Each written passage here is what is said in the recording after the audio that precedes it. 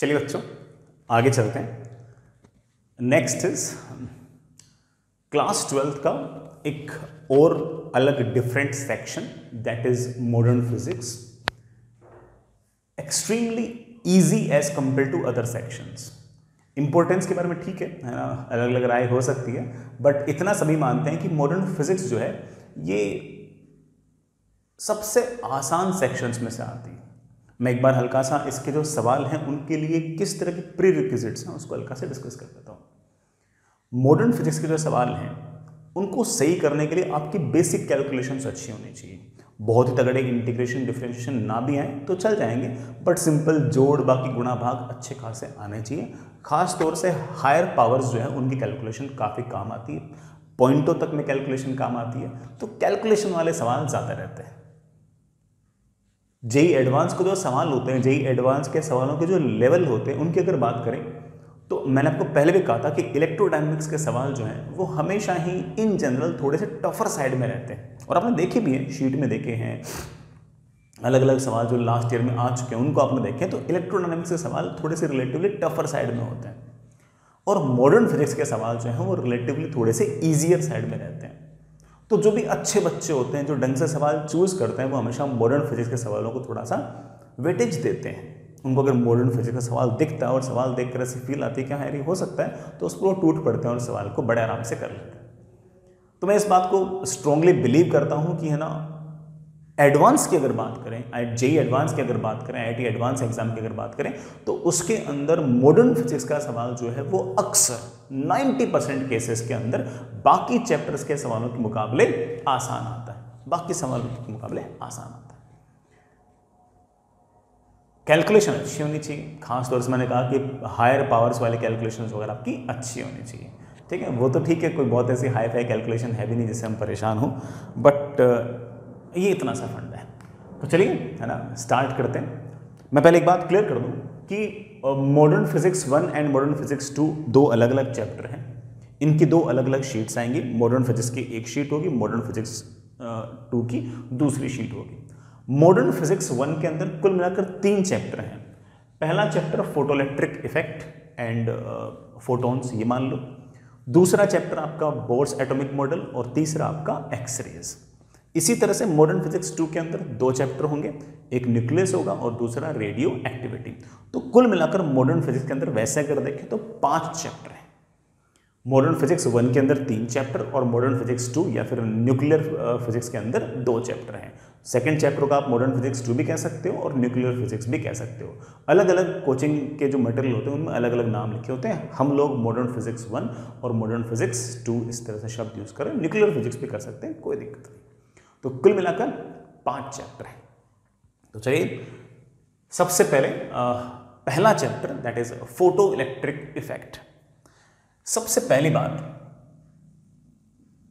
ये मैंने आपको बार पहले भी कही थी, इलेक्ट्रोमैग्नेटिक वेव का वो हिस्सा, वो पार्ट जिसके लिए हमारी आईज सेंसिटिव है, दैट इज लाइट। लाइट का नेचर कैसा है इस बारे में अलग अलग टाइम पर अलग अलग थ्योरीज आई थी।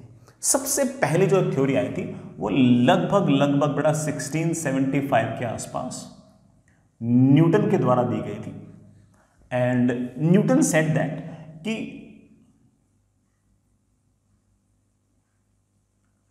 जो लाइट है वो पार्टिकल के जैसे है, और उसने उसका नाम भी दिया कॉर्पस्कुल्स। तो उसने एक थ्योरी दी, कॉर्पस्कुलर थ्योरी, और उसके अंदर न्यूटन ने लाइट को पार्टिकल माना, और लाइट को पार्टिकल मानकर इवन न्यूटन ने रिफ्लेक्शन वगैरह कुछ फेनोमेनन को डिस्कस भी किया, डिस्क्राइब भी किया। और उस जमाने में न्यूटन सबसे फोड़ू इंसान था, तो उसकी बातों को ऑफकोर्स लोगों ने एक्सेप्ट भी किया। तो Newton firstly suggested that light is a particle, और एक कॉर्पस्कुलर थ्योरी दी। उसके अंदर लाइट को बड़ा कॉर्पस्कुल माने गए, छोटे छोटे पार्टिकल्स माने गए, और उनको पार्टिकल्स मानकर कुछ फेनोमेनन लाइट के न्यूटन ने एक्सप्लेन भी किए। लेकिन आगे जाकर नियरली 150 साल के आसपास के समय के बाद लगभग 1800 समथिंग के अंदर कुछ एक्सपेरिमेंट्स हुए। एक था यंग डबल स्लिट एक्सपेरिमेंट, दूसरा बड़ा डिफ्रैक्शन के, इंटरफेरेंस के और पोलराइजेशन के कुछ एक्सपेरिमेंट्स किए गए, ये सारे के सारे जो एक्सपेरिमेंट्स थे ये सिर्फ और सिर्फ एक ही बात सजेस्ट कर रहे थे कि लाइट जो है वो पार्टिकल नेचर तो एग्जिबिट नहीं कर रही है, but light is behaving like A wave, light is behaving like A wave. जैसे मैं छोटा सा एग्जाम्पल लूं तो मैं ऐसे कह सकता हूं कि इस YDSC एक्सपेरिमेंट की अगर बात करूं, हम कभी डिटेल में इस बात को देख लेंगे, मैं ऐसे बोल रहा हूं YDSC एक्सपेरिमेंट की अगर बात करें तो इसके अंदर एक तरह से लाइट के दो अलग अलग सोर्स लिए गए, ठीक है। लाइट के इस सोर्स के कारण इंटेंसिटी I नॉट और इस सोर्स के कारण इंटेंसिटी I नॉट, और सामने एक स्क्रीन रखी गई तो पता चला कि स्क्रीन के किसी किसी पॉइंट पर इंटेंसिटी जो है वो I नॉट और I नॉट मिलकर 4I नॉट हो गई, किसी ने किसी पॉइंट पर I नॉट और I नॉट मिलकर 3I नॉट हो गई, किसी ने किसी पॉइंट पर I नॉट और I नॉट मिलकर 2I नॉट हो गई, किसी पॉइंट पर I नॉट और I नॉट मिलकर सिर्फ I नॉट ही रह गया, और किसी पॉइंट पर I नॉट और I नॉट मिलकर 0 हो गया। इसका मतलब I नॉट और I नॉट की जो इंटेंसिटी है वो मिलकर 0 से लेकर 4I नॉट तक कुछ भी हो रहा था, डिपेंडिंग ऑन कि इन दोनों के बीच में फेज डिफरेंस क्या है, पाथ डिफरेंस क्या है। जैसे आप फेज डिफरेंस और पाथ डिफरेंस की बात करने लग जाओगे तो आप कहोगे sir it means that light is not behaving like a particle, rather light is behaving like wave, because we know that कि इंटरफेरेंस होना, I नॉट और I नॉट मिलकर 4I नॉट होना, I नॉट और I नॉट मिलकर destructive interference करके 0 होना, ये सब किसकी प्रॉपर्टी है? वेव की प्रॉपर्टी है या फिर पार्टिकल की प्रॉपर्टी है? तो आप भी घर बैठे बैठे चिल्ला रहे होंगे सर पक्की बात है कि ये तो वेव की प्रॉपर्टी है। So it means that light is behaving like A wave. तो लगभग 1800 समथिंग के आसपास ये इस्टेब्लिश हो चुका था, लोगों ने मानना स्टार्ट कर दिया था कि लाइट जो है वो एक वेव है। फिर अगेन 100 साल बाद 1905 के आसपास एक फोटो इलेक्ट्रिक एक्सपेरिमेंट हुआ, और इस फोटो इलेक्ट्रिक एक्सपेरिमेंट से यह सिद्ध हुआ, ये प्रूव हुआ कि जो लाइट है वो पार्टिकल, लाइट जो है वो पार्टिकल। तो यार ये तो बहुत ही गड़बड़ हो गई।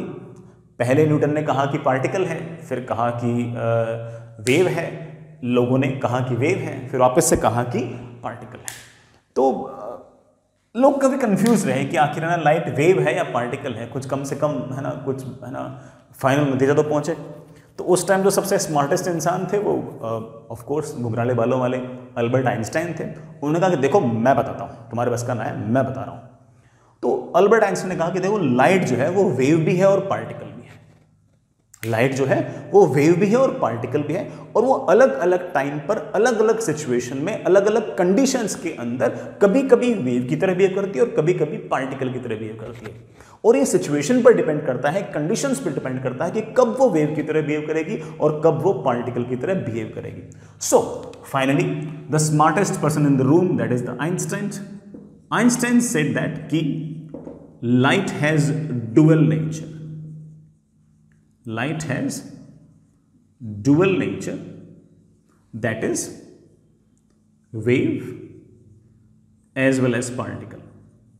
और मजे की बात यह है कि हमारे कोर्स में दोनों है। लाइट का जो वेव नेचर है उस पर पूरा का पूरा एक चैप्टर है, दैट इज वेव ऑप्टिक्स। हमारे 12वीं क्लास के कोर्स तक में बेटा दोनों हमारे कोर्स में है। लाइट का जो वेव नेचर है उस पर पूरा का पूरा चैप्टर है, दैट इज वेव ऑप्टिक्स। और लाइट के पार्टिकल नेचर पर हमारे पास पूरा का पूरा चैप्टर है, that is photo electric effect. So Einstein ने कहा, और ऑफ कोर्स उसकी बात सही भी लग रही थी लोगों को, क्योंकि लाइट ने अलग अलग टाइम पर अलग अलग बिहेवियर तो दिखाया था, तो मानने में लोगों को दिक्कत नहीं आई। तो आइंस्टाइन ने सबको कन्विंस किया कि light is wave as well as particle, और सब लोग कन्विंस भी थे। कारण आप जानते हो कि बेटा उस जमाने में आइंस्टाइन का बड़ा क्रेज था, है ना, उनका काफ़ी क्रेज था, उनकी बातें थोड़ी सी ज़्यादा सीरियसली ली भी जाती थी, ठीक है। तो इस तरह से बेटा लाइट का डुअल नेचर इस्टेब्लिश हो गया, सब लोगों ने मान लिया। फिर आइंस्टाइन सर को ऐसा लगा कि ना यार लोग तो है ना मेरी बातें मानने लग गए, तो उन्होंने कहा कि देखो ऐसा है, लाइट जो है उसका तो डुअल नेचर है ही है, हर ऑब्जेक्ट का डुअल नेचर है, हर पार्टिकल का डुअल नेचर है, हर पार्टिकल का डुअल नेचर है, हर पार्टिकल अपने आप में वेव भी है। हाँ, अभी वो पार्टिकल की तरह बिहेव कर रही है, अगर उससे अच्छी खासी वेलोसिटी दी जाए तो वो भी वेव की तरह बिहेव कर सकती है, और उस वेव का नाम निकाल दिया मैटर वेव। इलेक्ट्रॉन पार्टिकल भी है और वेव भी है, प्रोटॉन वेव भी है और पार्टिकल भी है। जैसे लोगों ने ऐसा मानना स्टार्ट किया कि लाइट में डुअल नेचर होता है, वैसे ही अगला पत्ता खोला आइंस्टाइन सर ने। उन्होंने कहा कि वेव ही नहीं, सॉरी लाइट ही नहीं, दुनिया की हर चीज वेव भी है और पार्टिकल भी है, बस सिचुएशन पर डिपेंड करता है। अगर किसी ऑब्जेक्ट को अच्छी खासी वेलोसिटी अगर दी जाए तो वो ऑब्जेक्ट, वो पार्टिकल, वो फिजिकल बॉडी भी वेव की तरह बिहेव कर सकती है। और इसको भी अगेन जब चैप्टर खत्म होगा तो अलग से हेडिंग डालेंगे मैटर वेव, और इस बात को ढंग से डिस्कस भी करेंगे। ठीक, समझ गए इस बात को? तो चलिए बेटा, हमें बात याद रखनी है कि लाइट के पास डुअल नेचर है, और हम दोनों नेचर अलग अलग टाइम पर पढ़ेंगे, हमारे काम आएंगे।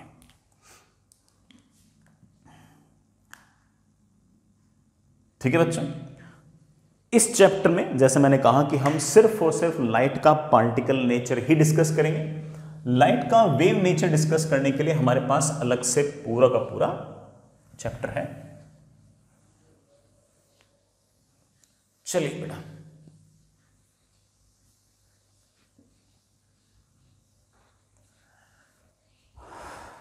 नेक्स्ट इज हेडिंग लिखिए बेटा,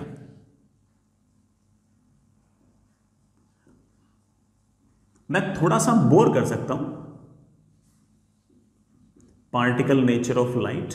हालांकि बेटा particle nature of light he topic लिखा रहता है, but particle nature of light बोल दो या particle nature of EM wave बोल दो, एक ही बात है, क्योंकि जो प्रॉपर्टीज लाइट की है बेटा वही प्रॉपर्टीज आपकी इलेक्ट्रोमैग्नेटिक वेव्स की भी है। आप जानते हो कि इलेक्ट्रोमैग्नेटिक वेव का ही जो एक हिस्सा होता है उसी को तो हम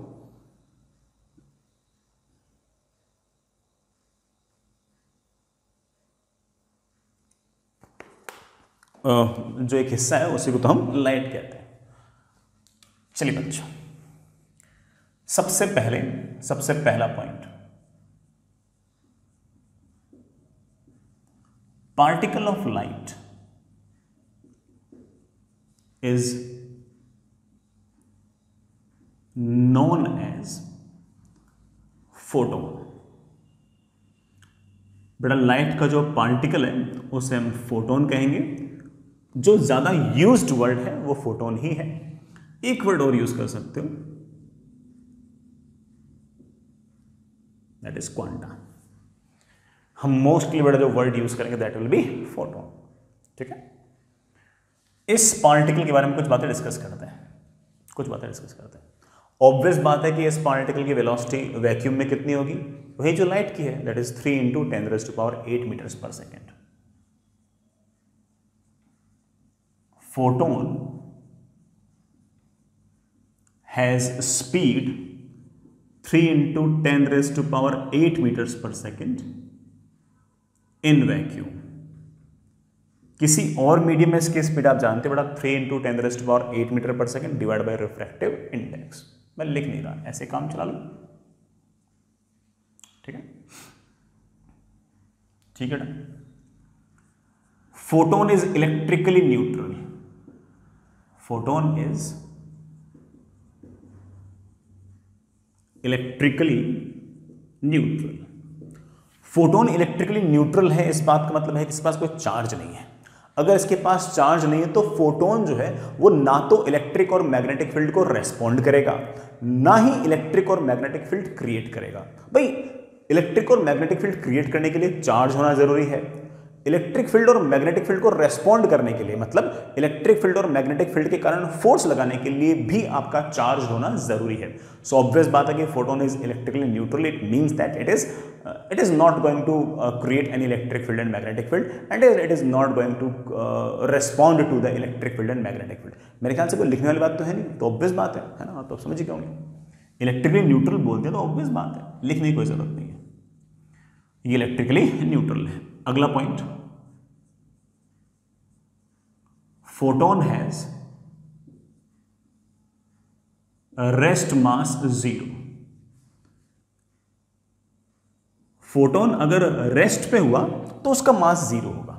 मैं पहले बेटा कुछ बातें बोल दूं कि मैं यहां पर ना बहुत ज्यादा डिटेल के अंदर बहुत इस बात को कुरेद नहीं सकते, ठीक है। ये सब बातें हो सकता है कि तुम में से कुछ लोग आगे जाकर बेटा मान लो कि ना इंजीनियरिंग फिजिक्स जैसे ब्रांच में अगर जाएं तो हो सकता है कि इसकी डिटेल आप आगे जाके कॉलेज में पढ़ लें।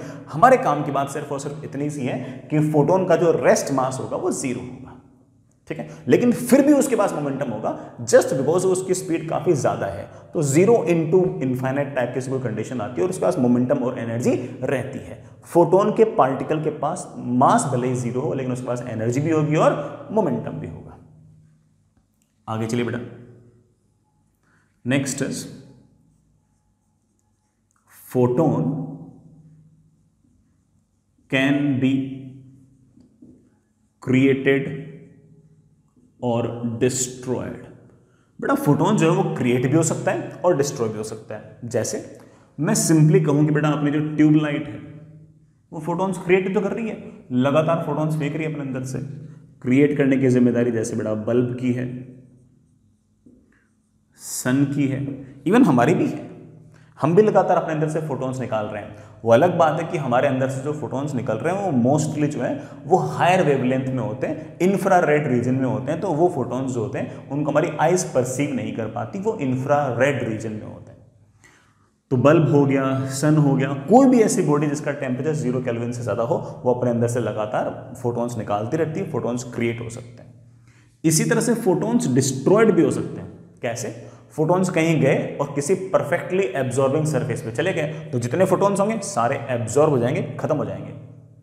किसी ऐसी बॉडी पे गए जिसका एब्जॉर्प्टिव पावर 0.5 है तो जितने फोटोन गिरेंगे उसके आधे फोटोन्स एब्जॉर्ब हो जाएंगे, तो ऑफ कोर्स डिस्ट्रॉय हो सकते हैं। मैं एक एग्जांपल दे दूं कि कुछ बॉडीज जो होती हैं वो फोटोन्स को एब्जॉर्ब कर लेती हैं और एब्जॉर्ब अगर कर लिया तो इसका मतलब फोटोन डिस्ट्रॉय हो गया। व्हाट आई मीन इज कि the number of photons is not conserved. Photons can be created, can be destroyed. Charge की तरह नहीं है। चार्ज जो था ना दैट वाज हमने पहले क्या रखा है, can not be created, can not be destroyed. यहां पर मैं ऐसा कह रहा हूं कि photons can be created, can be destroyed. It means that number of photons is not conserved. Number of photons जो है वो कंजर्व्ड नहीं है, ठीक है बच्चों। अगर फोटोन किसी ऑब्जेक्ट से कोलाइड करता है तो जो भी मोमेंटम कंजर्वेशन और एनर्जी कंजर्वेशन कॉन्सेप्ट थे वो वैसे के वैसे ही वैलिड है। मतलब अगर एक्सटर्नल फोर्स नहीं है तो आप मोमेंटम कंजर्व कर सकते हो, अगर किसी एक्सटर्नल फोर्स का वर्डन नहीं है तो आप टोटल मैकेनिकल एनर्जी भी कंजर्व कर सकते हो।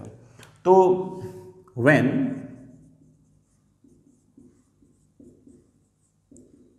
फोटोन इज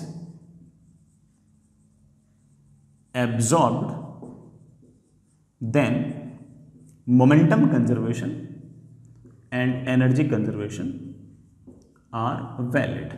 वैलिड का मतलब समझिए ना कि अगर बाकी सारी कंडीशंस फुलफिल हो रही हैं, जैसे एक्सटर्नल फोर्स नहीं है तो मोमेंटम कंजर्वेशन लगा दो, एक्सटर्नल फोर्स का वर्डन नहीं है तो आप एनर्जी कंजर्वेशन लगा सकते हो, कोई दिक्कत नहीं है।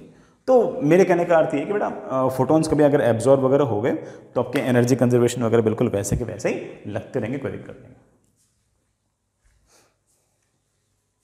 आगे चले बच्चों, नेक्स्ट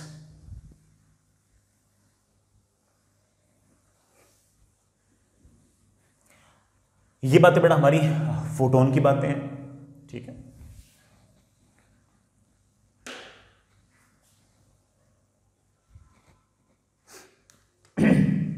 सबसे इंपॉर्टेंट बात, फोटोन हैज मोमेंटम। अकेले फोटोन के पास मोमेंटम होगा, मास भले 0 हो, मोमेंटम होगा। अब यार क्यों होगा क्या नहीं होगा ये तुम ऑफ कोर्स आगे जाकर बेटा पढ़ना चाहोगे, पढ़ सकते हो क्वांटम फिजिक्स वगैरह में। मैं तो सिर्फ और सिर्फ बता रहा हूं कि फोटोन के पास मोमेंटम होगा and it's value will be h by lambda। h by lambda, h is known as your Planck's constant। Planck's constant की वैल्यू आप लोगों को बिल्कुल भी याद नहीं करनी है, that is 6.626 into 10 raised to power minus 34 joule into second. जो भी सवाल के अंदर बेटा h की वैल्यू दे रखी हो आपको वही वैल्यू यूज करनी है, मैंने बेटा पॉइंट के बाद 3 डिजिट्स तक वैल्यू लिखी है। कभी अगर 6.62 लिखा हुआ है वो यूज़ कर लेना, कहीं पर 6.63 लिखा हुआ है वो यूज़ कर लेना। जो भी आपका पेपर हो, चाहे वो जेईई एडवांस का पेपर हो, मेन का हो, केवीपीआई का हो, फिजिक्स ओलंपियाड का हो, बिट्स का हो, कोई सा भी हो, एच की वैल्यू आपको गिवन होगी, तय बात है, गिवन होगी, और जो दे रखी हो वही यूज़ करनी है। ठीक है, मैंने तो लिख दी है ना, अपन तो ये यूज़ करेंगे। इस जूल को तुम इलेक्ट्रोवोल्ट में भी चेंज कर सकते हो। कैसे कि एक इलेक्ट्रोवोल्ट जो होता है वो 1.6 इंटू 10⁻⁻19 जूल्स के बराबर होता है। तो इस पूरे एक्सप्रेशन को 1.6 इंटू 10⁻⁻19 से डिवाइड कर दो तो एच की वैल्यू आ जाएगी 4.14 इंटू 10⁻⁻15 इलेक्ट्रोवोल्ट सेकेंड। ये आपके एच की वैल्यू है। अगेन दूसरी वाली वैल्यू भी आपको याद करनी नहीं है, नहीं है, नहीं है। ठीक है, याद हो जाए अच्छी बात है, ना याद हो कोई दिक्कत नहीं है ना। सवाल में दे रखी होगी, पेपर में दे रखी होगी। पेपर क्या तो शुरुआत में दे रखी होती है, या बेटा पेपर में जहां पर सवाल लिखा होता है वहीं पर एच की वैल्यू गिवन होती है, जो दे रखी हो वही यूज करनी है। ठीक, फोटोन के पास मोमेंटम होगा और फोटोन ऑफ कोर्स जिस तरफ जा रहा होगा, जिस तरफ उसका सी वेक्टर होगा, आपका मोमेंटम वेक्टर भी उसी तरफ होगा, उसके पैरेलल होगा। ठीक है बच्चों, आगे चलते हैं। फोटोन के पास कुछ ना कुछ एनर्जी होगी बेटा। Photon actually packet of energy तो है। फोटोन जो है वो अपने अपने पैकेट ऑफ एनर्जी और पैकेट ऑफ मोमेंटम ही तो है, और उसके पास एनर्जी की जो वैल्यू होगी बेटा that will be h into F. F is frequency which can also be written as hc by lambda. हालांकि यहां पर तुम अगर ध्यान से देखो तो हमने दो अलग अलग फेनोमेनन्स यूज किए हैं। हम बात कर रहे हैं फोटोन की और साथ में फ्रीक्वेंसी लैम्डा ये सब भी लिख रहे हैं। फ्रीक्वेंसी लैम्डा वगैरह हम किसके लिए यूज करते हैं? ऑफ कोर्स वेवलेंथ वगैरह, फ्रीक्वेंसी वगैरह वेव के लिए यूज करते हैं। तो दोनों चीजें एक ही है, कोई डिफरेंट नहीं है, सोचने के नजरिए अलग अलग है। तो आपके पास जो एनर्जी होगी बेटा वो hf या hc बाई लैम्डा ऐसे होगी। इसी एनर्जी को मैं h बाई लैम्डा को p लिख सकता हूं, तो p इंटू सी भी लिख सकता हूं, या बेटा मैं p को E बाई सी भी लिख सकता हूं।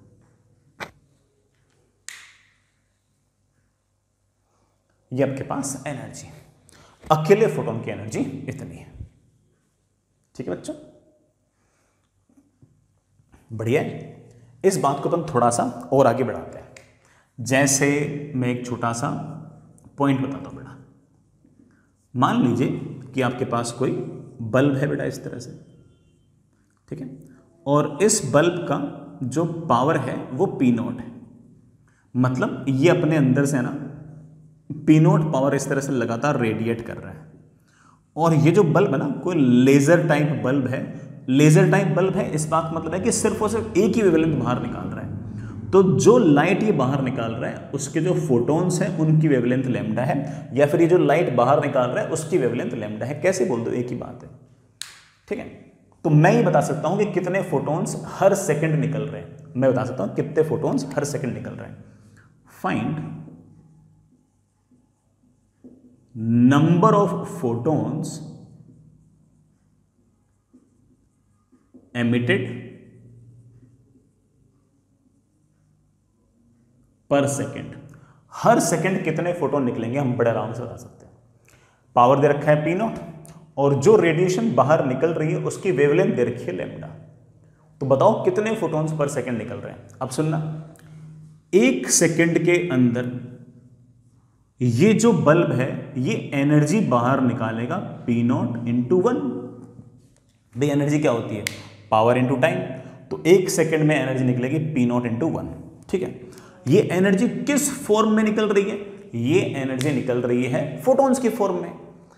एक अकेले फोटोन के पास एनर्जी है hc बाई लैम्डा, क्योंकि हमें बता रखा है कि जो वेव है, सॉरी जो हमारा जो फोटोन है उसकी वेवलेंथ लैम्डा है, तो उसकी एनर्जी होगी hc बाई लैम्डा। अकेले फोटोन की अगर एनर्जी hc बाई लैम्डा है तो कितने फोटोन्स की एनर्जी ये होगी? तो आप कह सकते हो n नंबर ऑफ फोटोन्स की अगर होगी तो n into hc by lambda should be equal to P naught, और हमारे पास नंबर ऑफ फोटोन्स की वैल्यू आ गई है P naught lambda upon hc। This is not the number of photons emitted, this is the number of photons emitted per unit time या per unit second. हर एक second के अंदर इतने photons बाहर निकलेंगे। सर 50 सेकंड में कितने फोटॉन्स निकलेंगे? Multiply by 50। सर 1000 सेकंड में कितने फोटॉन्स बाहर निकलेंगे? Multiply by 1000। Sir T time में कितने फोटॉन्स बाहर निकलेंगे? बेटा मल्टीप्लाई बाय टी। ये अच्छा फॉर्मूला है, हालांकि मैंने इसे एज ए सवाल टाइप ही बताया, बट आप इसको याद कर सकते हैं। n is equals to P naught lambda upon H C. अच्छा पॉइंट है बेटा, बार बार हो सकता है कि आपके काम भी आए। n is P naught lambda upon H C. आगे चलिए बेटा इस बारे में। इस बात को हम थोड़ा सा और देखते हैं कि अलग अलग कलर के बल्ब कैसा कैसा पावर निकाल सकते हैं वगैरह वगैरह, देखते हैं, मजा आएगा।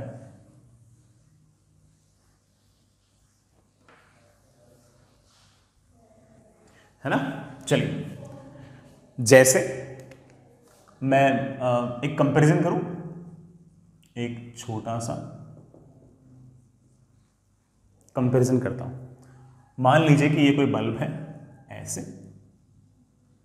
और ये सिर्फ और सिर्फ ऐसे एक ही वेवलेंथ बाहर निकाल रहा है। मान लीजिए बेटा सिर्फ और सिर्फ वायलेट बाहर निकाल रहा है, और उसकी वेवलेंथ मुझे 400 नैनोमीटर दी हुई है। ठीक है ना, मान लेनी है। ठीक, मैं इसको लैम्डा 1 लिख रहा हूं। और मेरे पास एक दूसरा बल्ब है, ये अपने अंदर से ना सिर्फ और सिर्फ रेड कलर के फोटॉन्स ही बाहर निकाल रहा है। बट आप जानते हो violet, indigo, blue, green, yellow, orange, red, जैसे जैसे आगे जाओगे वैसे वैसे लैम्डा लगातार बढ़ेगा।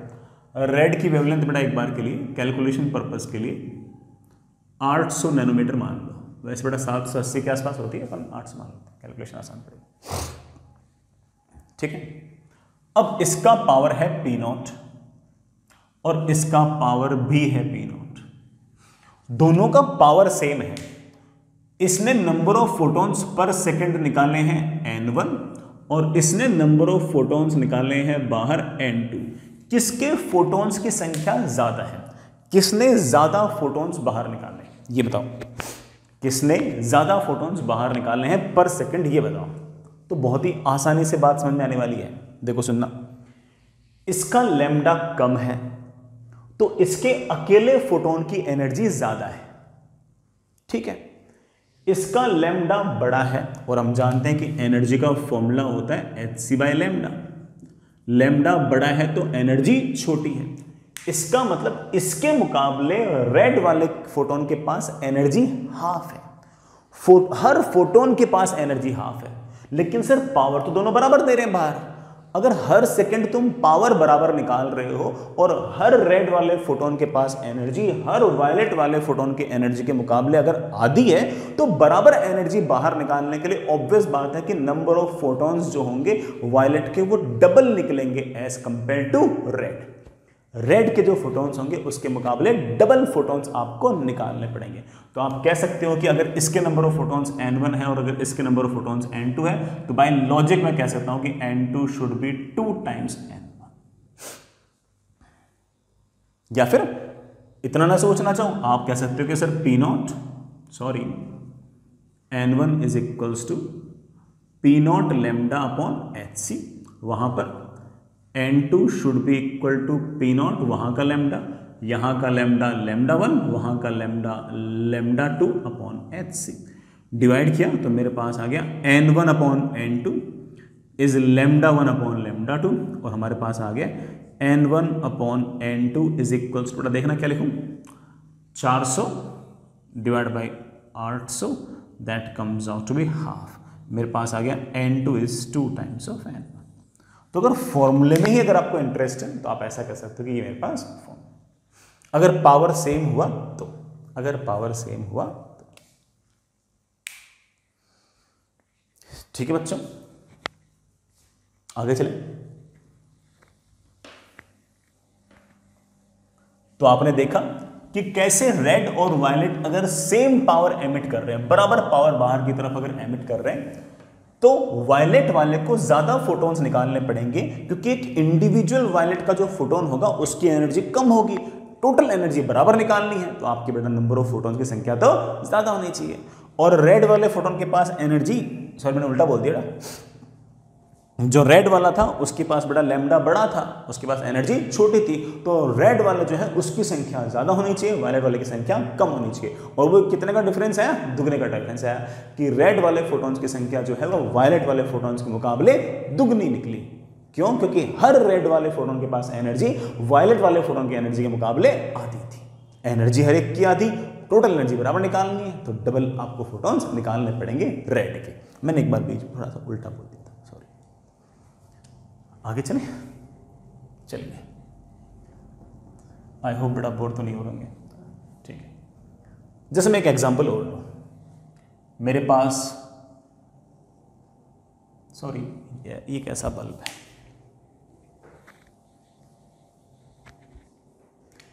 ये मेरे पास एक बल्ब है,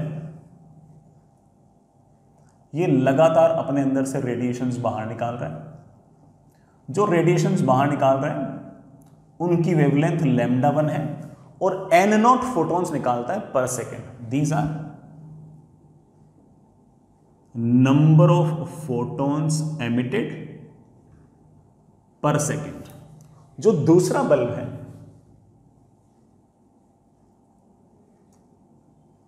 वो भी n0 फोटोन ही बाहर निकाल रहा है, लेकिन ये जो वेवलेंथ निकाल रहा है बड़ा बाहर वो λ2 है। अब दोनों के नंबर ऑफ फोटॉन्स बराबर है तो क्या पावर बराबर होगी? क्या नहीं, बिल्कुल नहीं होगी। इसकी पावर मान लीजिए जो एमिट हुई है वो P1 हुई है और इसकी जो पावर एमिट हुई है वो P2 हुई है। हम इस बात को जानते हैं कि जिसका लैम्डा कम होगा उसकी पावर ज्यादा होगी। क्यों? क्योंकि मान लीजिए कि λ1 छोटा है, अगर λ1 छोटा है λ2 से तो इसके हर फोटोन के पास एनर्जी ज्यादा होगी। लैम्डा छोटा तो एनर्जी ज्यादा, बिकॉज एनर्जी hc/λ।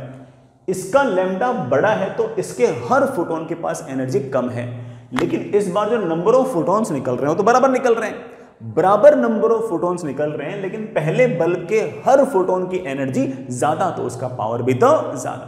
तो आप कह सकते हो कि पक्की बात है कि P1 is more than P2।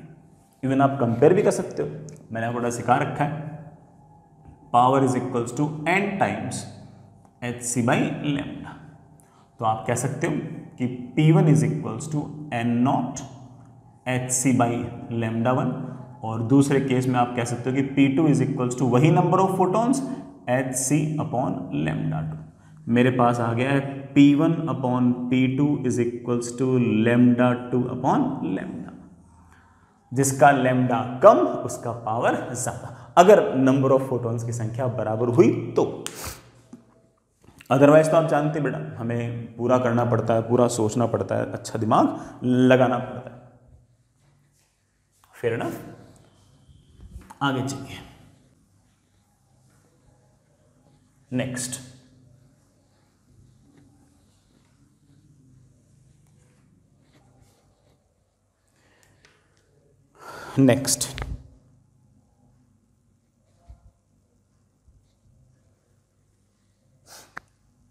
एक सवाल,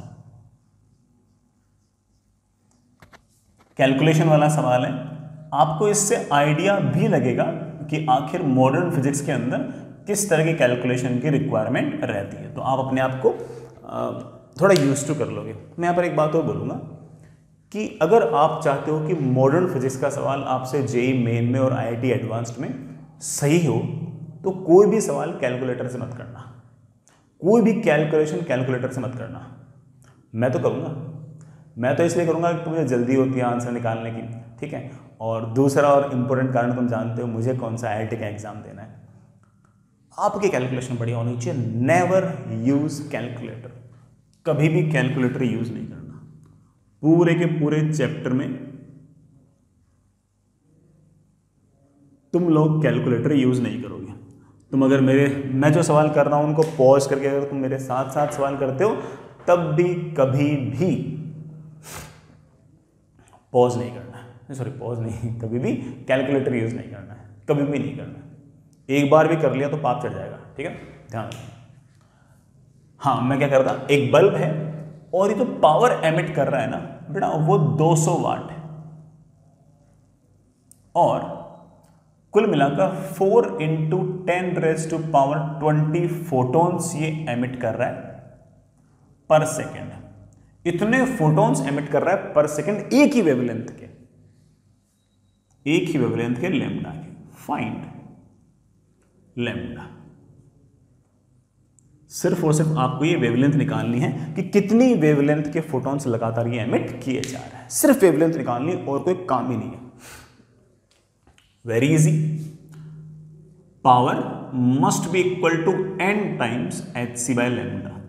अगर फ्रीक्वेंसी पूछी होती तो मैं h इंटू एफ लिखता बेटा सीधे, लैम्डा पूछा तो hc बाय लैम्डा लिख दिया। हम बड़े आराम से कह सकते हैं कि हमसे लैम्डा पूछा गया है तो that is n times hc upon p। कोशिश करो कि हर चीज को बेटा तुम SI यूनिट में लिखो। n कितने फोटॉन्स हैं, 4 इंटू 10⁻20। h कितना बेटा नहीं दे रखा तो हम वही लिखेंगे जो हमने बेटा क्लास में शुरुआत में लिखा था, 6.626 इंटू 10⁻34, 3 इंटू 10⁻8 p। पावर कितना बेटा 200 वाट। अगर इसको सॉल्व करोगे तो पक्की बात है कि आंसर तो बेटा SI यूनिट में आएगा। Lambda is of course length, तो यूनिट विल बी मीटर। अभी करते हैं 20 और 8 28। बेटा ये मेरे ख्याल से 10⁻⁻6 बच गया। ठीक है, ये 2 0 और ऊपर गए तो ये 10⁻8 हो गया। ठीक है, 4 से ये 2 निपट गया। 2 इंटू 6.626 इंटू 3 इंटू 10⁻8 मीटर। ठीक है बेटा, एक जीरो और लगाना छोटा लगा दो, that is 2 into 6.626 into 30 into 10⁻9 metre. 10⁻9 metre बोलते बेटा मैं आंसर नैनोमीटर में छोड़ सकता हूं। इतने नैनोमीटर आपका आंसर है बेटा। एक बार कैलकुलेशन चेक कर लेना। मैं बेटा रफली 400 नैनोमीटर के आसपास आंसर लिख रहा हूँ। एग्जैक्ट क्या बेटा तुम करते रहना। चलो मैं भी कर लेता हूँ, मुझे भी तो कैसे करनी है, कैलकुलेटर से तो करनी मेरे को। तो क्या क्या मल्टीप्लाई करना है मेरे को बेटा मल्टीप्लाई क्या करना है, 60 इंटू 6.626 397.56 ये लो बेटा 397.56 नैनोमीटर। एंगस्ट्रॉम में अगर लिखना चाहूँ तो आप लिख सकते हो कि दैट इज 3975.6 एंगस्ट्रॉम। ये आपका आंसर है। ऑप्शंस में चेक कर लिया करो कि आंसर की डिमांड कैसे है, नैनोमीटर में है, एंगस्ट्रॉम में है, जैसी भी है। हम तो हर तरीके से करने के लिए तैयार बैठे हैं। ठीक,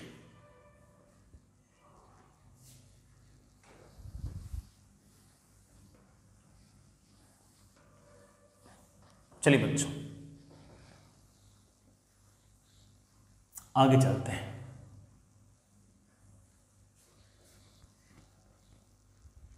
नेक्स्ट इज एक और सवाल।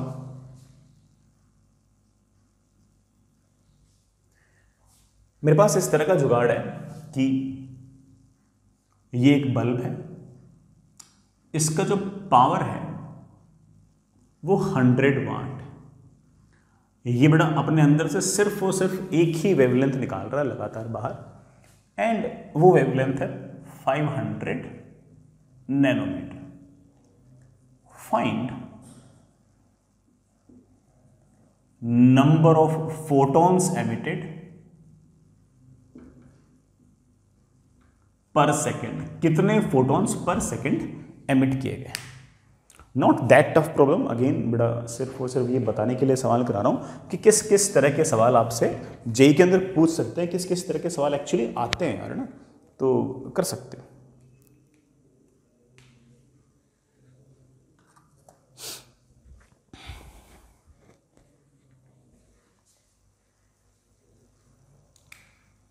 Of course P naught is equals to N times H C by lambda. मुझे नंबर ऑफ फोटॉन्स लिखने हैं, तो that is P naught lambda upon H सी।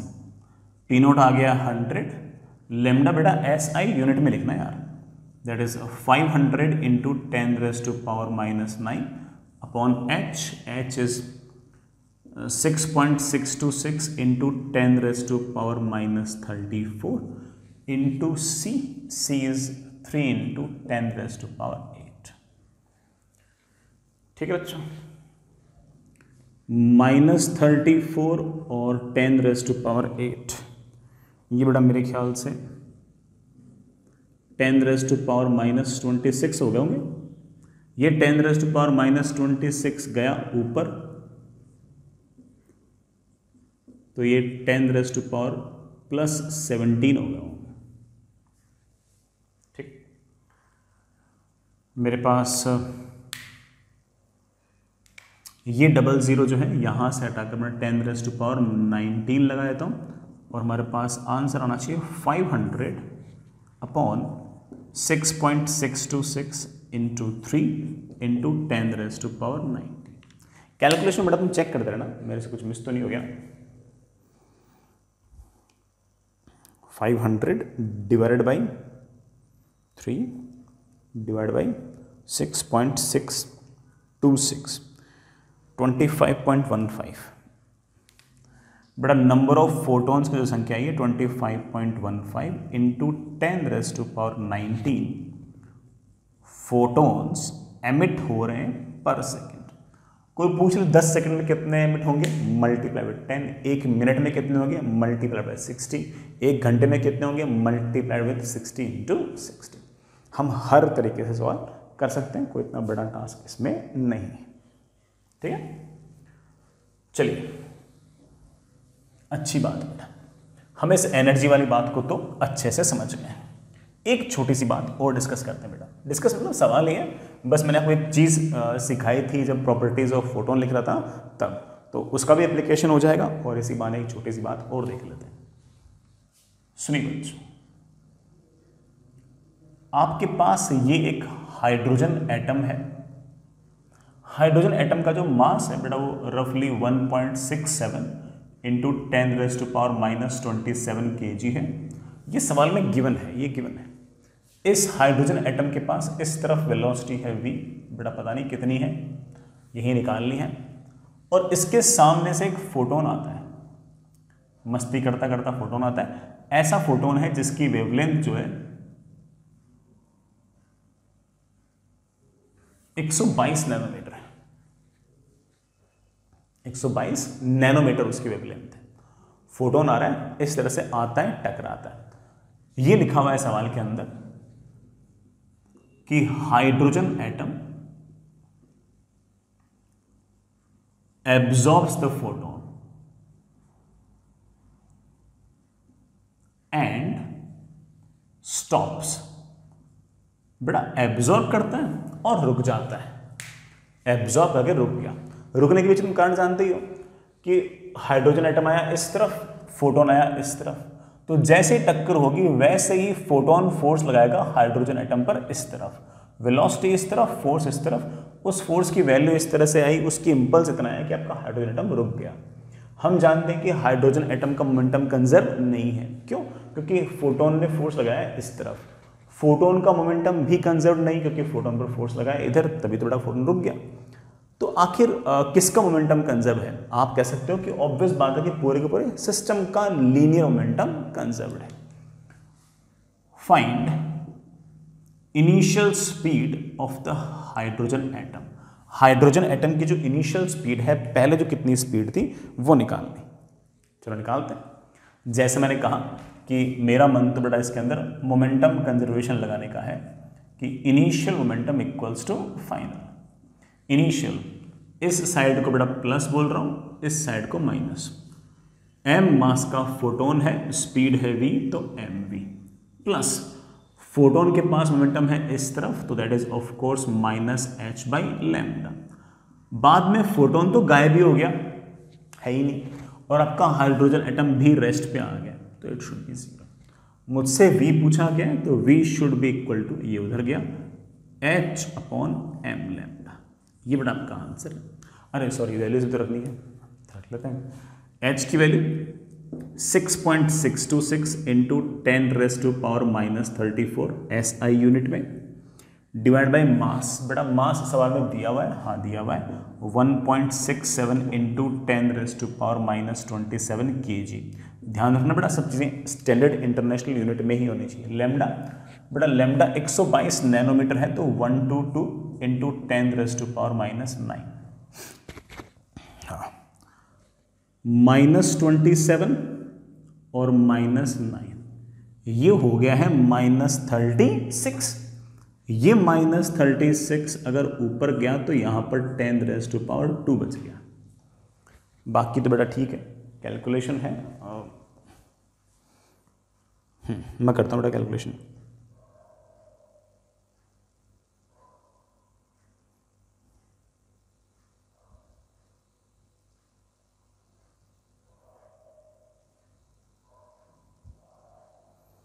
बेटा शायद 3.25 आ रहा होगा शायद। कैलकुलेशन अगेन आप लोग चेक करते रहना, आप लोग तो खुद ही करना बेटा, कैलकुलेटर से नहीं। मैं तो बेटा ठीक है, मैंने वैल्यूज तो याद करने रखी है तो मैं तो ऐसे ही रैंडमली कर रहा हूँ। तुम्हारे पास जो वेलोसिटी है दैट इज 3.25 मीटर पर सेकेंड। ये आपके इस हाइड्रोजन एटम के पास पहले से स्पीड थी। हालांकि इसमें किसी बच्चे को एक छोटा सा कॉन्सेप्चुअल डाउट आ सकता है। वो ये कह सकता है कि सर मान ली आपकी बात कि है ना, फोटोन आया, एब्जॉर्ब हुआ, सर एनर्जी कहाँ गई, एनर्जी कहाँ गई? वैसे तो ये परफेक्टली इनइलास्टिक कोलिजन है, ये एनर्जी कहीं ना कहीं गई है। इसको हम अलग से टॉपिक भी लिखेंगे अगले चैप्टर में, बट मैं अभी से हल्का फुल्का बता देता हूँ। बताने के पीछे कारण ये भी कि आपने इतना एटॉमिक स्ट्रक्चर तो ना क्लास 11th में केमिस्ट्री में पढ़ा भी होगा। जैसे ही वो फोटोन आया आया आया आया आया तो वो फोटोन की जो एनर्जी होगी उसको इलेक्ट्रॉन जो होगा वो पकड़ लेगा, और इलेक्ट्रॉन, कौन सा इलेक्ट्रॉन? हाइड्रोजन एटम के अंदर ऑफ कोर्स इलेक्ट्रॉन भी होंगे, और उस इलेक्ट्रॉन ने वो एनर्जी लेकर अपने हायर एक्साइटेड स्टेट पे चला जाएगा। पहले वो n=1 जो बिल्कुल नज़दीक वाला शेल होता है ना उसमें घूम रहा होता है, उस फोटोन से एनर्जी लेकर वही इलेक्ट्रॉन थोड़ा दूर चला जाता है, बाहर चला जाता है हल्का सा। तो ठीक है, इट्स ओके। अगर कभी इस तरह की सिचुएशन आए तो आप बता सकते हो। हालांकि सिर्फ इतनी थ्योरी नहीं है, इसके साथ थोड़ा बहुत तरह की बातें हम कभी ना कभी डिटेल में उनको पढ़ेंगे। चलिए बेटा, बहुत बातें हो गई फोटोन की, इतनी बातों की ही जरूरत थी। बाकी तो ठीक है, चैप्टर स्टार्ट हुआ है, धीरे धीरे और बातें आती रहेंगी, सीखते रहेंगे, है ना। नेक्स्ट इज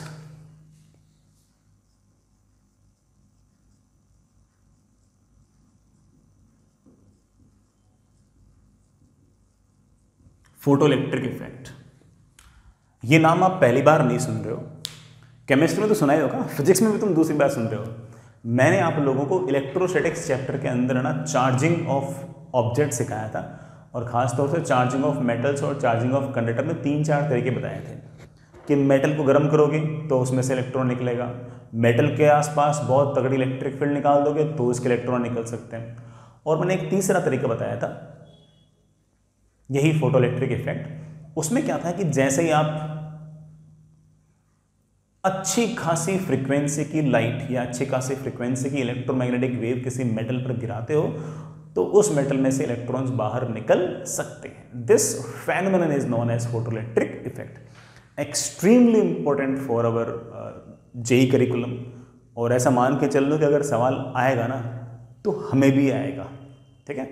ऐसा नहीं कि सिर्फ वैसे सवाल आएगा, वो सवाल हमें भी आएगा। भाई इससे अच्छा क्या हो सकता है यार, ठीक है। मुझे ऐसा लगता है कि फोटोइलेक्ट्रिक इफेक्ट, मॉडर्न फिजिक्स, इसका कोई भी सवाल हुआ ना, हम तो इतना पढ़ लेंगे कि जो भी सवाल आए ना, अपनी तो कोशिश यही होगी कि ना अपनी कॉपी में से सवाल हो। और मुझे इस तरह के चैप्टर्स में बड़ा कॉन्फिडेंस रहता है। अब यार बाकी मैकेनिक्स में तो कुछ भी पूछ लेंगे यार, मैकेनिक्स में तो कोई टीचर कितना ही पढ़ा दे, है ना। अपन ने 3 ब्लॉक रखे होंगे 4 रख देंगे, अपन 4 रखेंगे 5 रख देंगे, है ना, उसमें तो कुछ भी कर सकते हैं वो। लेकिन यहाँ पर तो एक लिमिटेशन है, मॉडर्न फिजिक्स में ऐसे ऊट पटांग कुछ भी नहीं पूछ सकते। तो मोस्टली अपन जो कॉपी में लिखते हैं, अपन शीट में जो सवाल होते हैं, डीबीपी में जो सवाल होते हैं, मोस्टली मोर और लेस उनको ही इधर उधर से तोड़ मरोड़ कर पूछ रखा होता है।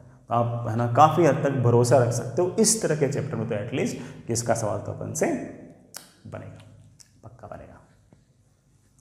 मैं क्या बकवास कर रहा था पहले? हाँ, मैं कह रहा था फोटोइलेक्ट्रिक इफेक्ट क्या है। सबसे पहले आप एक मेटल सरफेस लीजिए। मेटल इसलिए क्योंकि मेटल के इलेक्ट्रॉन को निकालना आसान होता है, नॉन मेटल्स के इलेक्ट्रॉन को निकालना इतना आसान नहीं है। और इस मेटल सरफेस पर आप इलेक्ट्रोमैग्नेटिक वेव या फिर लाइट को इरेडिएट कीजिए, मतलब गिराइए light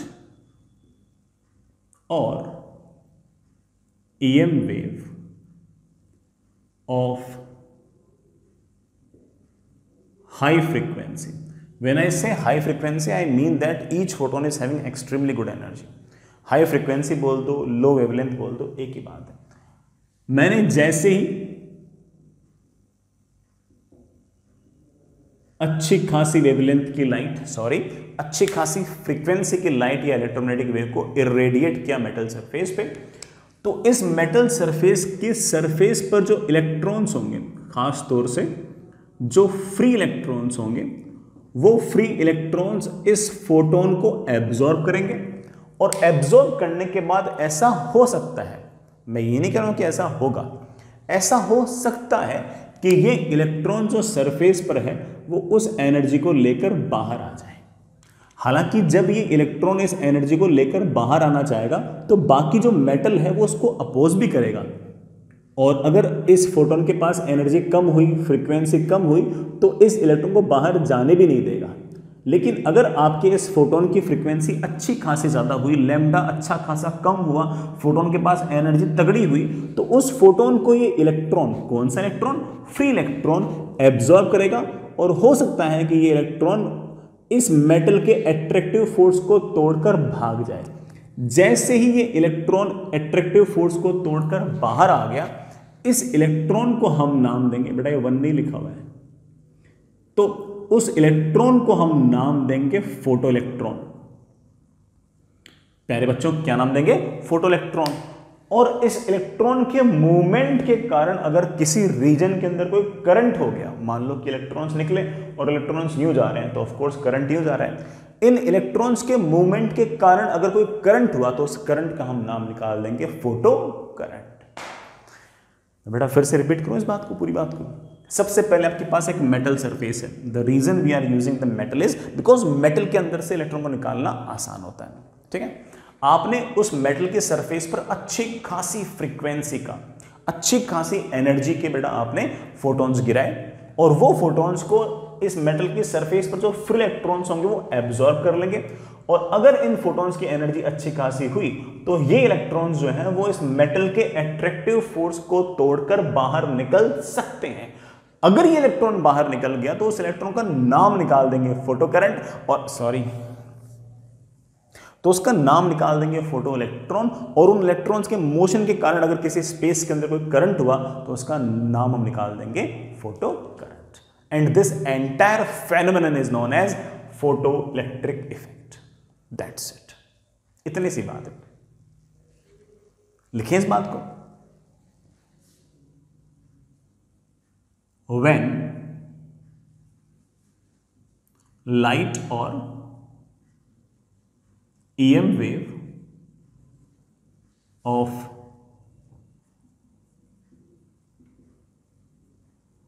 sufficiently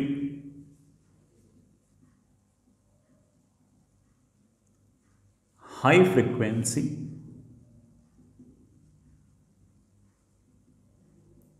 is irradiated on a metal surface, comma, free electrons on metal surface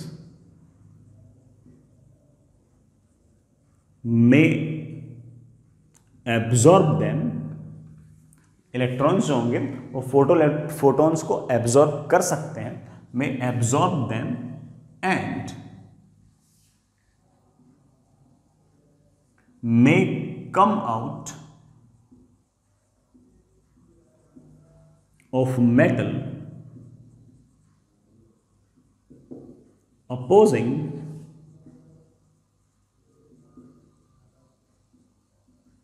the attractive force by metal। Metal का जो एट्रैक्टिव फोर्स है उसको अपोज करते हुए भी इलेक्ट्रॉन बाहर निकल सकता है, और अगर इलेक्ट्रॉन बेटा बाहर निकल गया तो उस इलेक्ट्रॉन का नाम निकाल देंगे हम फोटो इलेक्ट्रॉन, और उसके कारण अगर कोई करंट हुआ तो उस करंट का नाम हम निकाल देंगे फोटो करंट। आगे लिखिए बेटा, ये लिखना है सब कुछ। The emitted electron is known as photocurrent। अरे यार, the emitted electron is known as photoelectron and any current due to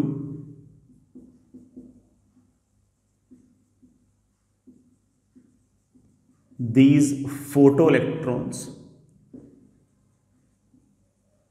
is known as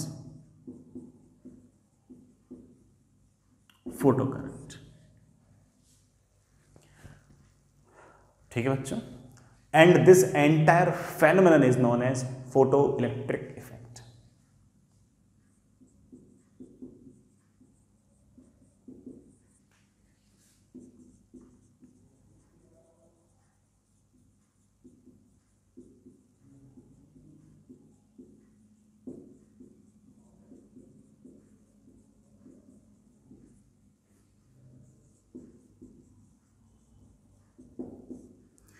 is known as photoelectric effect। ठीक है बच्चों, कोई बहुत ही ऐसे अजीब सी बात तो नहीं लगी होगी, लेकिन ये सारी बातें लिखनी है, मतलब दिमाग में बैठ के अच्छी बात है बट लिखनी ज़रूर है। लिखनी इसलिए भी है बेटा, ठीक है, बोर्ड में भी पूछ लेते हैं, ठीक है, कहीं पर भी इस तरह की डेफिनेशन हमारे काम आ सकती है, हमारे काम आ सकती है। ठीक है बच्चों, आगे चलते हैं। मेरे पास बेटा बातें और बहुत सारी हैं, अभी तो सुनिएगा।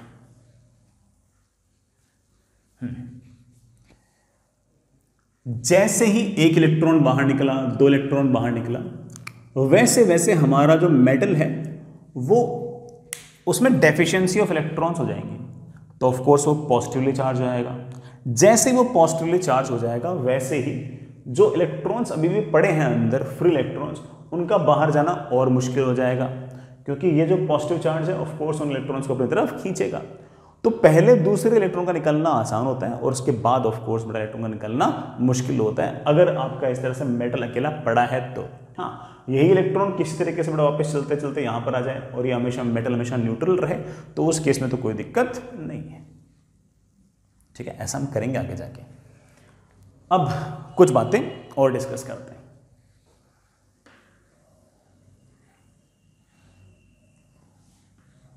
सुनिए बेटा,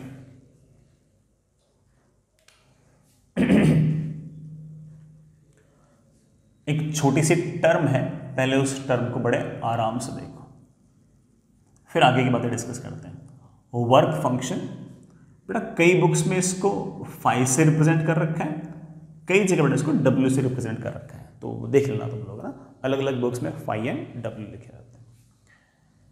किसी भी मेटल से, अब देखो ये मेटल है, मानता हूं कि मेटल में से इलेक्ट्रॉन्स निकालना आसान है, मानता हूं कि मेटल में से फ्री इलेक्ट्रॉन निकालना आसान है, लेकिन ऐसा थोड़ी कि जीरो एनर्जी देकर ही बाहर निकाल लोगे, या फिर ऐसे अपने आप बाहर निकलते रहते होंगे, ऐसा तो नहीं होता होगा। हमें कुछ ना कुछ एनर्जी तो देनी ही पड़ेगी, तब जाके ये जो इलेक्ट्रॉन है, फ्री इलेक्ट्रॉन है, ये इस मेटल के एट्रैक्टिव फोर्स को तोड़कर बाहर आ पाएगा।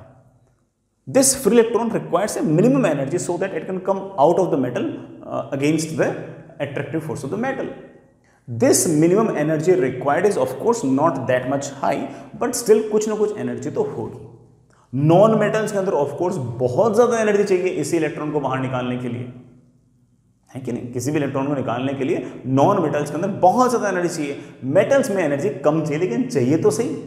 This minimum energy required is known as work function of the metal. तो एक लाइन लिखिए बेटा, एक छोटी सी लाइन लिखिए,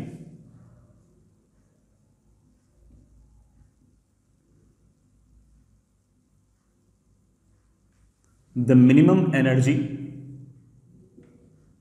required by a free electron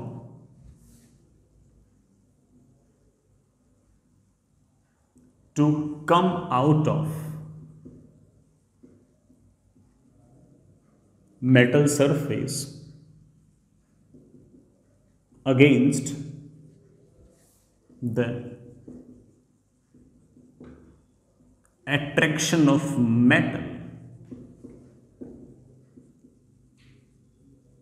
is known as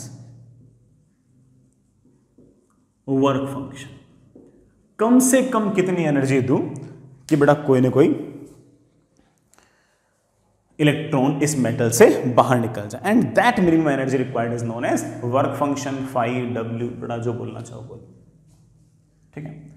जैसे आप जानते हो बेटा, आपने हल्की फुल्की पीरियोडिक टेबल पढ़ रखी है, जैसे जैसे बेटा हम पीरियोडिक टेबल में नीचे आते हैं वैसे वैसे मेटेलिक नेचर इंक्रीज होता है।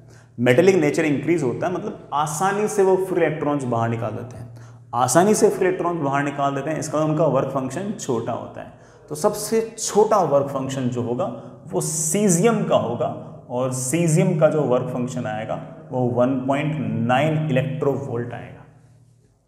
इसी तरह से अगर याद करना चाहो तो पोटेशियम का वर्क फंक्शन जो है बेटा वो 2.2 इलेक्ट्रोवोल्ट होगा।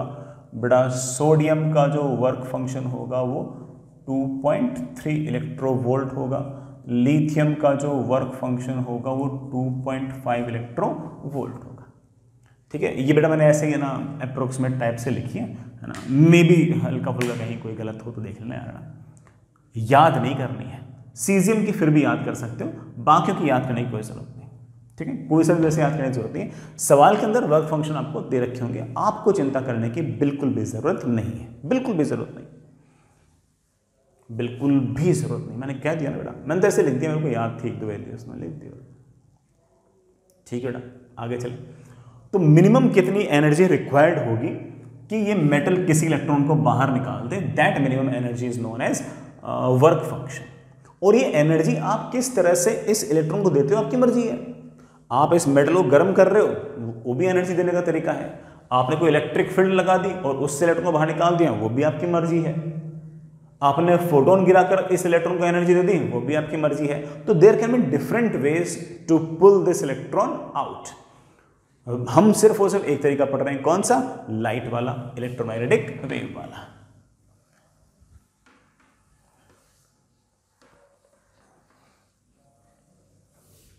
Next is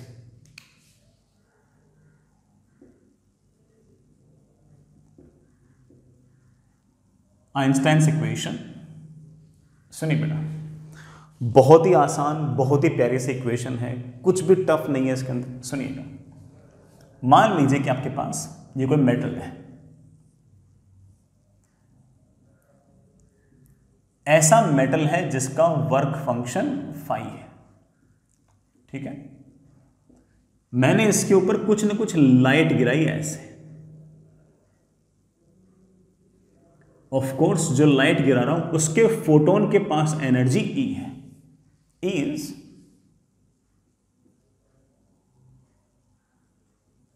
energy of one photon.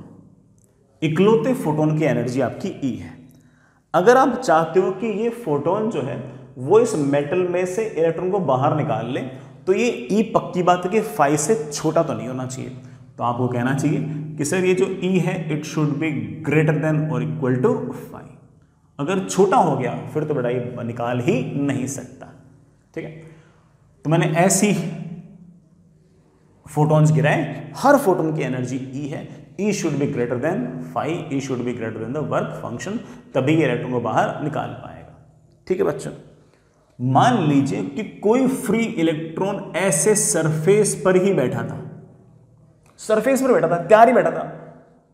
जैसे ही ई एनर्जी आई, उस एनर्जी को लेकर ये भागने की कोशिश करता है।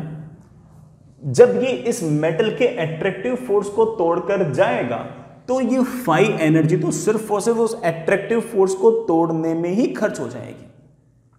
भाई किसी भी इलेक्ट्रॉन को बाहर निकालने के लिए कम से कम फाई एनर्जी तो चाहिए ना। तो जब वो इलेक्ट्रॉन उस एट्रैक्टिव फोर्स को तोड़कर बाहर जाएगा तो उस एट्रैक्टिव फोर्स को तोड़ने में भी कोई ना कोई एनर्जी खर्च होगी। तो ये इलेक्ट्रॉन जो सरफेस पे बैठा था और बाहर निकलने के बिल्कुल तैयार ही था, तो ये जैसे ही बाहर, ये जो इलेक्ट्रॉन होगा ये जैसे ही बाहर निकलेगा इसके पास अच्छी खासी स्पीड होगी और ये इसके पास काइनेटिक एनर्जी अच्छी खासी होगी और ये फास्टेस्ट फोटो इलेक्ट्रॉन है। कौन सा इलेक्ट्रॉन है? फास्टेस्ट फोटो इलेक्ट्रॉन है। दिस इज अवर, इसने कहीं कोई एनर्जी वेस्ट नहीं की। हाँ, वो जो एनर्जी है मेटल के सरफेस के एट्रैक्टिव फोर्स को तोड़ने के लिए जो एनर्जी है वो तो बेटा लगेगी लगेगी। ये जो फास्टेस्ट फोटो इलेक्ट्रॉन है ये बाहर निकलेगा, इसके पास स्पीड सबसे ज्यादा होगी, इसके पास काइनेटिक एनर्जी सबसे ज्यादा होगी और इसकी काइनेटिक एनर्जी को हम बड़े आराम से कह सकते हैं कि इसकी जो काइनेटिक एनर्जी होगी वो होगी, कितनी एनर्जी आपने दी? ई। उसमें से फाई एनर्जी कहां चली गई? उसमें से फाई एनर्जी चली गई है उस मेटल के एट्रैक्टिव फोर्स को तोड़कर बाहर निकलने में। This is the kinetic energy of the fastest photoelectron. This is not the kinetic energy of any photoelectron. This is the kinetic energy of fastest photoelectron. जो सबसे तेज फोटोइलेक्ट्रॉन बाहर निकला है उसके पास एनर्जी होगी, जितनी आपने दी उसमें से वर्क फंक्शन माइनस कर दो, क्योंकि वर्क फंक्शन के बराबर एनर्जी तो हमेशा ही एट्रैक्टिव फोर्स को तोड़ने में गायब होती होती। दिस इज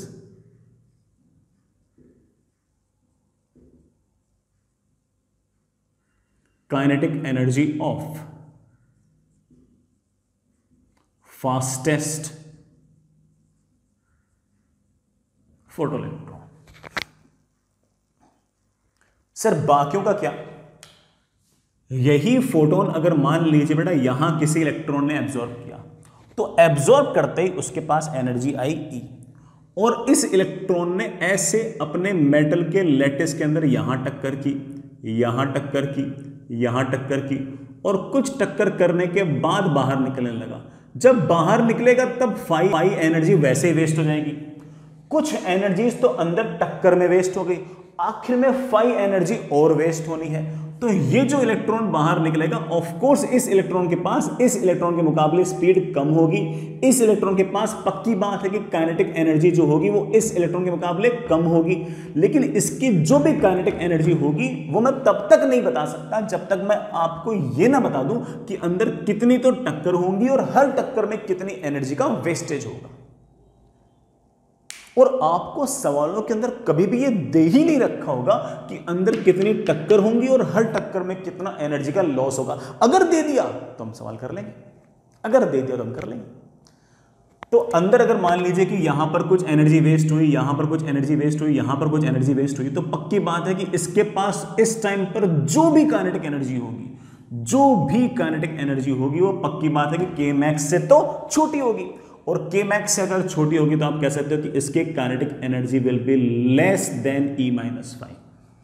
जो फास्टेस्ट फोटोइलेक्ट्रॉन है उसके पास एनर्जी ई माइनस फाइव आएगी, और जो आपके अदर इलेक्ट्रॉन्स हैं, जो अदर फोटोइलेक्ट्रॉन्स हैं जो बाहर निकले हैं, जो जितने फोटोइलेक्ट्रॉन्स बाहर निकले हैं उनके पास जो भी काइनेटिक एनर्जी होगी बड़ा वो ई माइनस फाइव से तो छोटी होगी। और वो कितनी छोटी होगी वो तो इस बात पर डिपेंड करती है कि अंदर टक्कर कितनी है लैटिस के अंदर, और हर टक्कर के अंदर एनर्जी का कितना लॉस है। और अगर आपने वो इंफॉर्मेशन दे दी तो हम और एग्जैक्ट तरीके से बता पाएंगे कि एनर्जी कितनी है। कुल मिलाकर मैं ये कहूंगा कि जो भी काइनेटिक एनर्जी है फास्टेस्ट की इतनी है, बाकी सबकी कम है, तो मैं एक फॉर्मूला बोल सकता हूं कि energy will be less than और equal to E minus five. Kinetic energy will be less than और इक्वल टू ई क्या है? इस फोटोन की एनर्जी जिसकी वेवलेंथ है लैम्डा, जिसकी फ्रीक्वेंसी है एफ, फोटोन की एनर्जी को मैं लिख सकता हूं एच एफ माइनस फाइव, या बेटा लिख सकता हूं कि kinetic energy is H C by lambda minus five. तो जो भी आपकी काइनेटिक एनर्जी होगी ऑफ कोर्स नेगेटिव तो होनी ही, जीरो और इस वैल्यू के बीच में होगी। हाँ, जो आपका फास्टेस्ट फोटोइलेक्ट्रॉन है, जो आपका फास्टेस्ट फोटो इलेक्ट्रॉन है उसके पास एनर्जी होगी कितनी, d-5, कितनी, d-5। बाकी सबके पास एनर्जी इससे तो कम होगी। तो आप कह सकते हो कि हमारे पास जितने फोटो इलेक्ट्रॉन्स बाहर निकल रहे हैं उनकी काइनेटिक एनर्जी जो होगी वो 0 से लेकर एक मैक्सिमम वैल्यू के बीच में वेरी करेगी। मैक्सिमम वैल्यू का फॉर्मूला है, एग्जैक्ट काइनेटिक एनर्जी कितनी होगी उसका हमारे पास फॉर्मूला नहीं है। हाँ, आप हमें बताएंगे कितनी टक्कर होंगी और हर टक्कर में एनर्जी का कितना लॉस होगा, तो हम शायद बता पाए कि आपकी एग्जैक्ट काइनेटिक एनर्जी कितनी होगी। आई रियली होप बेटा तुम इस बात को समझ गए होंगे। And these equations are known as your Einstein's equation. Einstein got Nobel prize for this equation. हालांकि आपको अब ऐसा थोड़ा सा गिल्ट फीलिंग टाइप हो रही होगी कि सर ये वाला इक्वेशन तो मैं भी निकाल लेता, कितनी एनर्जी दी, उसमें से वर्क, उसमें से मेटल की सरफेस के अगेंस्ट बाहर निकलने में कितनी एनर्जी वेस्ट होगी उसको माइनस कर दो, उतनी एनर्जी आपके पास बची, अंदर कुछ टक्कर होंगी तो एनर्जी और कम होगी। इस तरह वाली बात तो मैं भी सोच सकता था। इसमें आइंस्टाइन करने की क्या जरूरत है आपको? वो बड़ा इसलिए क्योंकि ना हम कहते तो कोई मानता थोड़ी है ना। अपन ने अगर यही क्वेश्चन दिया तो कहते कि अच्छा तुम तो ऐसे ही हो, तुम्हें ना पता कुछ भी। आइंस्टाइन सर ने कहा तो ऑफकोर्स उसकी बड़ा बातें सही भी थी और ऑफकोर्स जो बाकी एक्सपेरिमेंट वगैरह किए गए उनसे वैल्यू काफ़ी हद तक मैच भी की। तो आपकी एग्जैक्ट कितनी काइनेटिक एनर्जी होगी वो बेटा इस तरह से आप सोच सकते हो। इसी तरह से मैं एक बड़ा ग्राफ प्लॉट कर रहा हूं। वाई एक्सिस में तो नंबर ऑफ फोटो इलेक्ट्रॉन्स और एक्स एक्सिस में बेटा उनकी काइनेटिक एनर्जी। मैं जानता हूं कि काइनेटिक एनर्जी जो है ना वो के मैक्स से ज्यादा नहीं होगी। तो बेटा बात यह है कि graph is something like this. Graph is something like this. मैं इसका अर्थ यह है कि बहुत कम फोटॉन्स ऐसे हैं, बहुत कम फोटॉन्स ऐसे हैं जिनके पास एनर्जी बहुत कम हो, बहुत कम फोटॉन्स ऐसे हैं जिनके पास काइनेटिक एनर्जी केमैक्स के आसपास हो। मोस्टली फोटॉन्स जो है उनके पास एनर्जी जो है वो 0 और केमैक्स के बीच में। जो भी फोटो इलेक्ट्रॉन्स बाहर निकले हैं उनमें से मैक्सिमम काइनेटिक एनर्जी के साथ जो फोटो इलेक्ट्रॉन्स निकले हैं उनकी संख्या भी बहुत कम होगी। 0 काइनेटिक एनर्जी के साथ जो फोटो इलेक्ट्रॉन निकले हैं उनकी संख्या भी कम होगी। अधिकतर संख्या बड़ा किन की होगी? जिनके पास काइनेटिक एनर्जी के मैक्स से छोटी होगी और 0 से बड़ी होगी। सो graph will be something like this. You can remember this graph. Of course I can not prove this graph कि मेरा ग्राफ इस तरह से थोड़ा सा बायस्ड होगा, थोड़ा सा 0 की तरफ ज्यादा बायस्ड होगा। I can not prove this. This is the experimental curve. इस पर सवाल एक बार जेईई मेन में पूछ रखा है तो मैंने बड़ा बना दिया। तो एक्सपेरिमेंटल है, इंफॉर्मेटिव है, मैंने बना दिया है कि ऐसा सिमेट्रिक ग्राफ नहीं है कि बीचों बीच मैक्सिमा हो। नहीं बेटा, मैक्सिमा जो है वो थोड़ा सा 0 की तरफ है। ठीक है, I can not prove it, it is just experimental, I can not prove it. ठीक है बच्चों, आगे चलते हैं बेटा।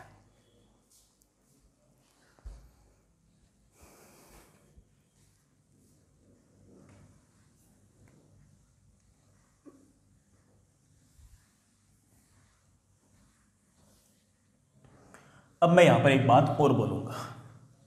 मैं तो बोलूंगा ही, हो सकता है कि मेरे बच्चे भी इस बात को सोच रहे हो, क्योंकि मैंने जिस तरह से एक्सप्लेन किया है तो मैंने एक छोटा सा एक पैतरा छोड़ दिया है। हो सकता है कोई अच्छा बच्चा सोच रहा हो कि मेरे पास ये मेटल है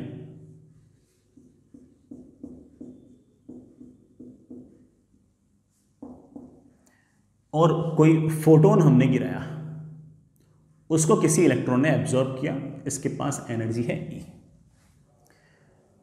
इस फ्री इलेक्ट्रॉन ने जैसे ही इसको एब्जॉर्ब किया, ये इलेक्ट्रॉन भागा भागा यहां गया, फ्री इलेक्ट्रॉन भागा भागा यहां गया, फिर इसकी टक्कर हुई ये इलेक्ट्रॉन यहां गया, और फिर इसकी टक्कर हुई ये वाला इलेक्ट्रॉन यहां गया। इसकी इतनी सारी टक्कर अंदर हुई और हर टक्कर में लगातार एनर्जी लॉस करता गया। देते वक्त तो एनर्जी इसके पास E थी, और फाइनली जब यहां कहीं पहुंचा तो इसके पास फाइनल एनर्जी बची है, मान लीजिए कुछ जो वर्क फंक्शन से छोटी है। अभी तक इलेक्ट्रॉन बाहर निकला नहीं है, अंदर इसकी इतनी टक्कर हो गई, इतनी टक्कर हो गई, इतनी टक्कर हो गई कि उन हर टक्कर के अंदर एनर्जी का लॉस करता गया, और एनर्जी का लॉस करते करते करते करते करते करते इसकी एनर्जी वर्क फंक्शन से कम हो गई। अब इस इलेक्ट्रॉन को मेटल के एट्रैक्टिव फोर्स को तोड़कर बाहर निकलने के लिए वर्क फंक्शन तो चाहिए, मतलब वर्क फंक्शन जितनी एनर्जी तो चाहिए, उतनी इसके पास है ही नहीं। तो इसका मतलब ये इलेक्ट्रॉन फोटोन एब्जॉर्ब करने के बावजूद बाहर नहीं निकल सकता। इसका मतलब ऐसा हो सकता है कि आप है ना 1000 फोटोन डालो और सिर्फ 3 फोटो इलेक्ट्रॉन बाहर निकले, सिर्फ बाकी 997 फोटोन के साथ क्या हुआ बेटा, बाकी 997 फोटॉन्स के साथ क्या हो सकता है? हो सकता है कि कुछ फोटॉन्स को किसी फोटो इलेक्ट्रॉन ने किसी इलेक्ट्रॉन ने एब्जॉर्ब किया ही ना हो, और अगर किया हो तो ऐसा भी हो सकता है कि उस इलेक्ट्रॉन ने उस एनर्जी को लेकर, वो एनर्जी शुरुआत में तो 5 से ज्यादा थी, लेकिन अंदर ही अंदर इतने सारे कोलिजन्स कर लिए कि वो सारे के सारे कोलिजन करने के बाद उसकी एनर्जी घटते घटते घटते उस मेटल के सरफेस के अंदर, लैटिस के अंदर ही 5 से कम हो गई।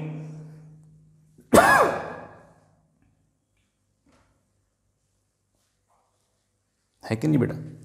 जैसे उसकी एनर्जी 5 से कम हो गई, ये इलेक्ट्रॉन बाहर निकले ऐसा जरूरी नहीं।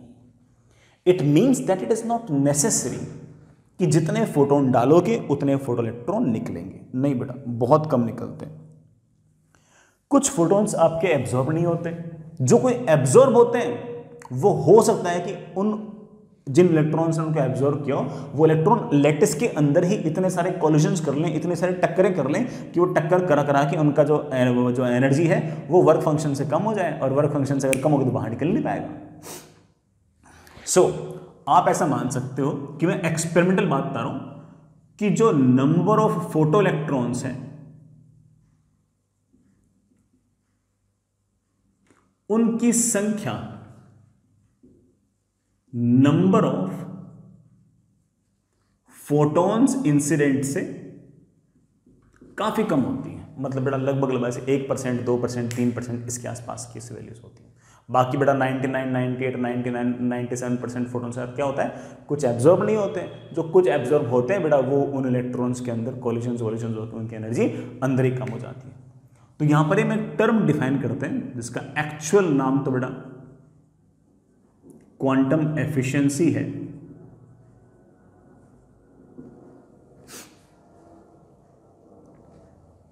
बेटा कई जगह इसको एफिशिएंसी ऑफ फोटोइलेक्ट्रिक इफेक्ट भी कह रखा होता है। इसे हम नीटा से रिप्रेजेंट करते हैं। It is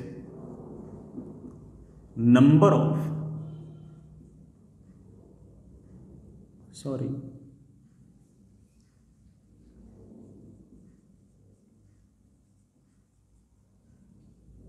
photoelectrons emitted divided by number of photons incident। Fraction निकालना हो तो ऐसे निकाल लिया करो, परसेंटेज में निकालना हो तो ऑब्वियस बात बेटा मल्टीप्लाई विथ 100। जैसे मान लो क्वांटम एफिशिएंसी 5% है, इसका मतलब जितने फोटोन गिरा है ना उसके सिर्फ 5% ही फोटो इलेक्ट्रॉन निकले। 100 फोटोन गिराए तो सिर्फ 5 फोटो इलेक्ट्रॉन्स बाहर निकले।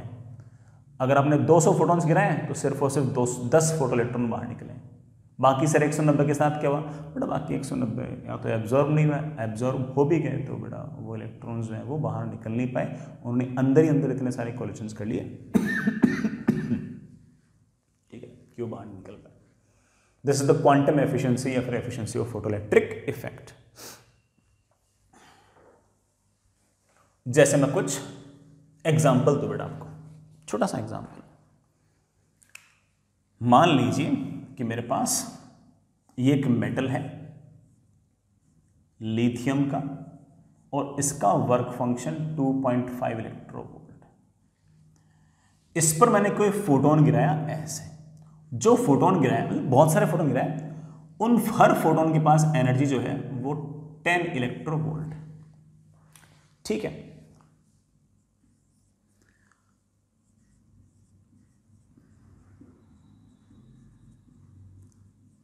अगर किसी इलेक्ट्रॉन ने एब्जॉर्ब किया और कोई कोलिजन नहीं किया और बाहर निकल गया, तो आप बोलोगे सर उसके पास काइनेटिक एनर्जी होगी 10 इलेक्ट्रोवोल्ट, सॉरी बेटा 10 इलेक्ट्रोवोल्ट एनर्जी दी गई और इस मेटल के सरफेस से बाहर निकलने के लिए 2.5 इलेक्ट्रोवोल्ट तो चाहिए, तो इसके अगेंस्ट वर्डन करना पड़ेगा, तो उसके पास एनर्जी होगी 7.5 इलेक्ट्रोवोल्ट। और तुम जानते हो कि ये तो वो इलेक्ट्रॉन है जो सबसे अधिक काइनेटिक एनर्जी के साथ बाहर निकला है, बाकी सारे के सारे इलेक्ट्रॉन्स के पास तो पक्की बात है काइनेटिक एनर्जी इससे तो कम ही होगी।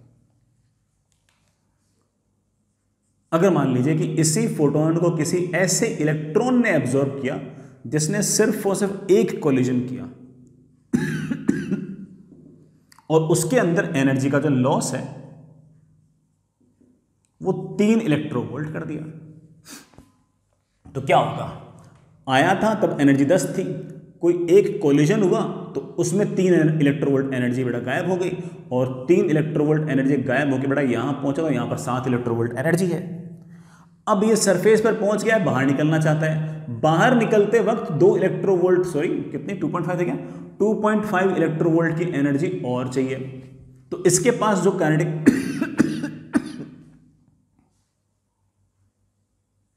एनर्जी आएगी दैट विल बी 10 में से 3 हो गया कोलिजन में, 2.5 और गायब हो गया।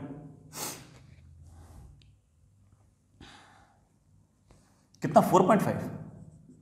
ये जब बाहर निकलेगा तो इसके पास एनर्जी होगी 4.5 इलेक्ट्रोवोल्ट।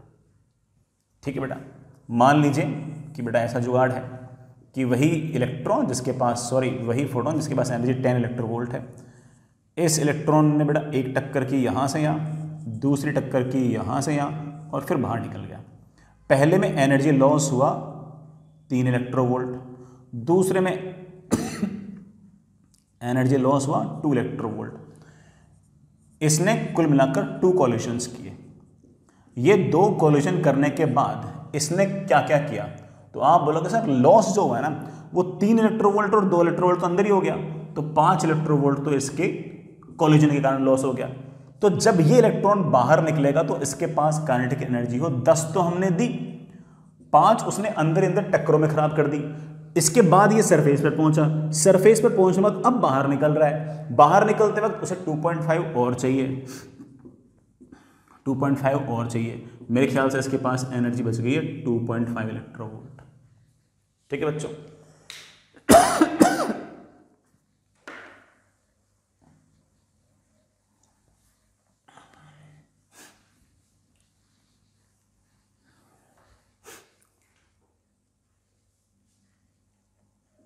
ये बेटा मान लीजिए कि अगेन 10 इलेक्ट्रोवोल्ट की एनर्जी लेके आया,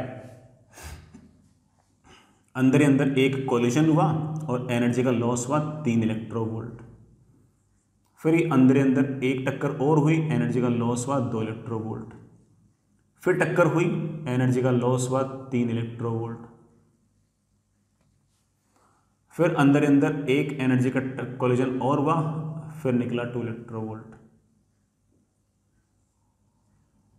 फिर एनर्जी का लॉस हुआ 2 इलेक्ट्रोवोल्ट। फिर सरफेस पर पहुंच गया, फिर बाहर निकलने की कोशिश कर रहा है। इसके साथ क्या होगा, तो आप कहोगे 1 टक्कर, 2 टक्कर, 3 टक्कर, 4 टक्कर। इसके अंदर इसके पास 4 कोलिजन्स हैं, 3 और 2 5। बड़ा एक काम करो, इस आखिरी वाले में मान लीजिए इसके पास 1 इलेक्ट्रोवोल्ट एनर्जी का लॉस हुआ। पहली टक्कर में 3 इलेक्ट्रोवोल्ट एनर्जी का लॉस हुआ, दूसरी टक्कर में 2 इलेक्ट्रोवोल्ट, तीसरी टक्कर में 3 इलेक्ट्रोवोल्ट और चौथी में 1 इलेक्ट्रोवोल्ट एनर्जी का लॉस हुआ। 3 तो 5, 5 और 3 8, 8 और 1 9। कुल मिलाकर जो लॉस हुआ है इसको टक्कर के कारण वो 9 इलेक्ट्रोवोल्ट हुआ है। अब अगर ये बाहर निकला तो काइनेटिक एनर्जी क्या होगी, ये बात सोच रहा हूं। तो 10 इलेक्ट्रोवोल्ट आपने एनर्जी दी, उसमें से 9 इलेक्ट्रोवोल्ट एनर्जी तो ये अंदर टक्करों में गायब हो गई। अभी बाहर निकला नहीं है, बाहर निकलने के लिए उसे और एनर्जी चाहिए, और एनर्जी खाई जाएगी। कितनी एनर्जी खाई जाएगी, वर्क फंक्शन के बराबर, तो -2.5। जैसे ही सॉल्व किया काइनेटिक एनर्जी की वैल्यू आ गई -1.5 इलेक्ट्रोवोल्ट। सर -1.5 इलेक्ट्रोवोल्ट तो काइनेटिक एनर्जी हो ही नहीं सकती। क्यों नहीं हो सकती बेटा, काइनेटिक एनर्जी नेगेटिव थोड़ी होती है। तो सर कहाँ गलती की अपन ने गलती यहाँ पर की कि 10 इलेक्ट्रोवोल्ट एनर्जी थी एब्जॉर्ब की, तो यहाँ पर एनर्जी होगी 10। पहली टक्कर में 3 गायब हो गई तो यहाँ पर बची 7, अगली के अंदर 2 गायब और हो गई, बेटा कितनी बची 5, अगली टक्कर में 3 और बची, बेटा कितनी बच गई 8, अगली एक टक्कर में एनर्जी और बच गई, तो जब जस्ट सरफेस पर पहुंचा तो इसके पास 9 इलेक्ट्रोवोल्ट की एनर्जी तो टक्करों में गायब हो चुकी है, तो सिर्फ और सिर्फ इसके पास 1 इलेक्ट्रोवोल्ट एनर्जी बची है। और बाहर निकलने के लिए 2.5 इलेक्ट्रोवोल्ट चाहिए, है कितनी आपके पास सारी टक्करों के बाद 1 इलेक्ट्रोवोल्ट। आपके पास है ही 1 इलेक्ट्रोवोल्ट एनर्जी और बाहर निकलने के लिए 2.5 इलेक्ट्रोवोल्ट एनर्जी चाहिए, तो क्या बाहर निकल पाओगे क्या? नहीं, आप बाहर निकल ही नहीं पाओगे। तो आप कह सकते हो कि सर काइनेटिक एनर्जी तो बहुत दूर की बात है, ये वाला जो फोटो इलेक्ट्रॉन है इसने तो अंदर ही अंदर इतनी टक्कर कर ली है कि इसकी एनर्जी 10 से घटकर 1 हो गई है, और जो 1 है ये वर्क फंक्शन से छोटा है, और अगर ये वर्क फंक्शन से छोटा है तो ऑब्वियस बात है कि ये इलेक्ट्रॉन बाहर नहीं निकल पाएगा। तो जैसे मैंने आपको बताया कि हर इलेक्ट्रॉन जो फोटोन एब्जॉर्ब करे वो बाहर निकले, ऐसा जरूरी बिल्कुल नहीं। ठीक है बच्चों, समझ गए बेटा इस बात को? आगे चलो।